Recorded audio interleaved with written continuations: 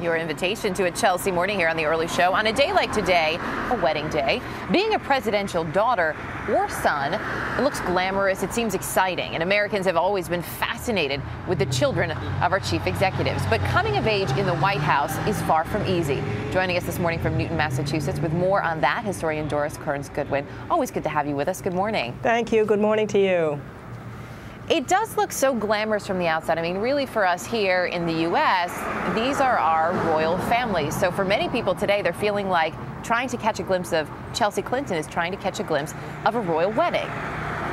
No question. I mean, I think ever since the rise of mass media made the people's house, the White House, a subject of interest to the country, we've been fascinated by weddings in the White House. I mean, Alice Roosevelt in 1906 was so sexy, so beautiful. She was known as Princess Alice. There was such a crush of invitations, everybody wanting to be at her wedding, that it made a lot of people mad. And she got wedding presents from all over the world as a result. Tricia Nixon, her wedding was televised, and it was said that the cake had to be big enough for 600 journalists to be able to share in it. So we do have a desire, I think, to see inside these White House families. Of course, as we know, though, the Clintons famously really said, you know, hands off when it comes to Chelsea while they were in the White House. The press respected that for the most part. As Chelsea got older, she really kept that privacy going. She has never given an interview. She doesn't speak out about this, and understandably doesn't want a lot of people at her wedding. Are you surprised, though, at how little information we're getting about this event?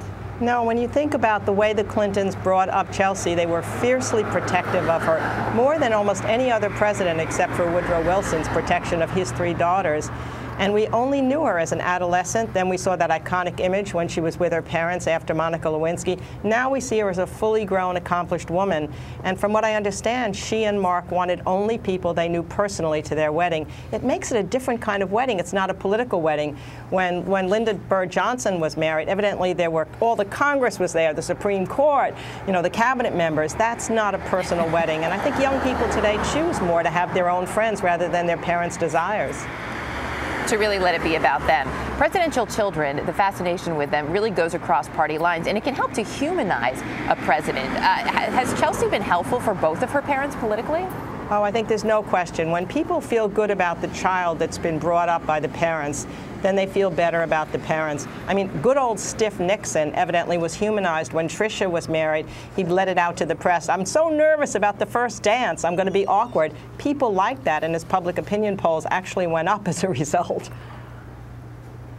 And do you think that we'll see, speaking of dances, do you think we'll see a picture of Bill Clinton and his only daughter dancing at the wedding, or him walking her down the aisle? I imagine there will be some tears shed. Oh, I'm sure there were. In fact, Hillary said if he actually gets down the aisle without breaking down, she'd be stunned. It was said even when Grant's daughter, Nellie, got married in the White House, that Grant was crying the entire time and nobody could look at his face. So it's a big emotional moment, and he's an emotional guy. Yeah, absolutely. One last question for you. When it comes to the kids who are living in the White House right now, Malia and Sasha Obama, they moved in there at 10 and 7, a little bit younger than Chelsea. What do you think this will do for them as they grow up in the normalcy in their lives? I think it's a lot easier if you're younger when it starts, because you get used to being around the White House. Your family is there together more than they are when your husband or your father is running around on a campaign trail.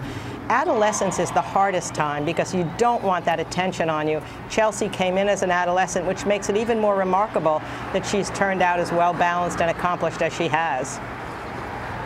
Doris Kearns Goodwin, always a pleasure to have you with us. Thanks so much. I'm very glad to be with you. Take care.